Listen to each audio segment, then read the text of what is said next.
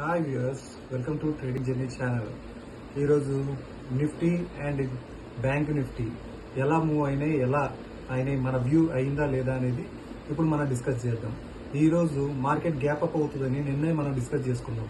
As per the view నేను మార్కెట్ని trade చేశాను. నా ట్రేడింగ్ డీటెయిల్స్ కూడా మీకు ఫార్వర్డ్ చేస్తాను ఈ వీడియోలోనే.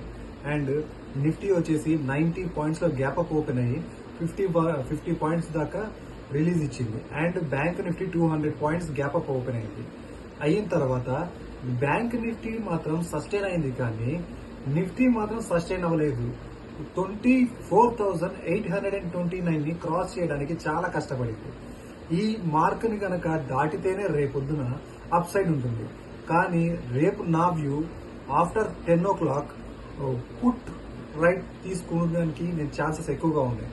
నేను మాక్సిమం 11 o'clock కి కంపల్సరీగా పుట్ ట్రేడ్ అనేది తీసుకుంటాను. నా వ్యూ వచ్చేసి పుట్టే.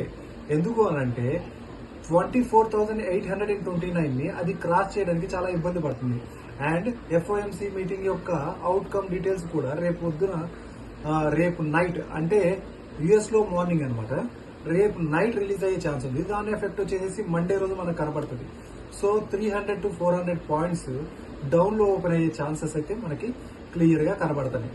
బ్యాంక్ నిఫ్టీలో 50,500 అనేది రెసిస్టెన్స్ గా ఉంటుంది. నిఫ్టీలో వచ్చేసి 24,720, ఈ 100 పాయింట్స్ దగ్గరే మనకి రెసిస్టెన్స్ కనబడుతుంది. రేపు బ్యాంక్ నిఫ్టీ ఓపెన్ అయిన తర్వాత కొంచెం అప్ సైడ్ మూవ్ ఇచ్చి 100 పాయింట్స్ డౌన్ సైడ్ మూవ్ నేను ఎక్స్పెక్ట్ చేస్తున్నాను.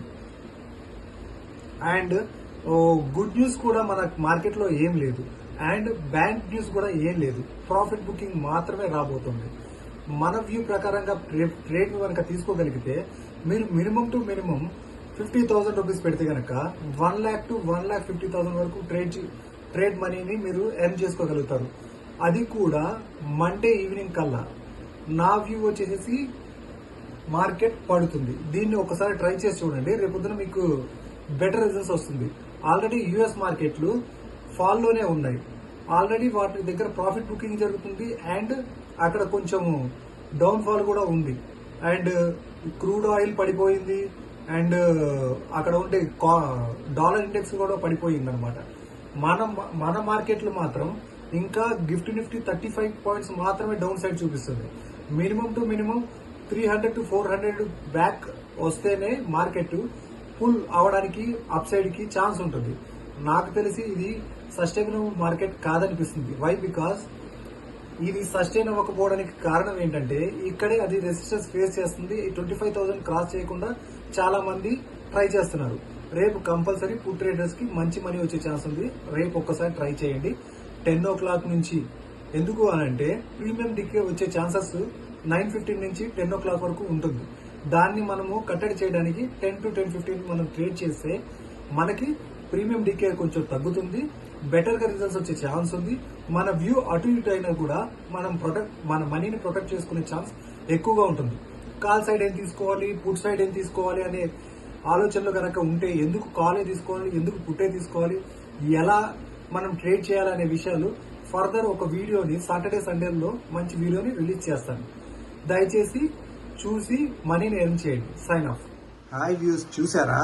నిఫ్టీ వచ్చేసి 24,811 దగ్గర క్లోజ్ అయింది. కానీ పొద్దున్న నుంచి సాయంత్రం వరకు కన్సాలిడేషన్ లోనే ఉంది. మన వ్యూ ప్రకారంగా నిన్న కాల్ సైడ్ తీసుకున్న వాళ్ళకి మనీ వచ్చింది తప్ప సైడ్ వైపు చూడండి, Nifty call side put side 100% డికేనే ఉంది. ఓన్లీ మన వ్యూ ద్వారా చేసిన వాళ్ళకి మాత్రమే మనీ వచ్చాయి. సో దీన్ని బట్టి ఏమర్థం అవుతుందంటే కాషియస్ గా చేస్తే మనీ ఖచ్చితంగా వస్తుంది.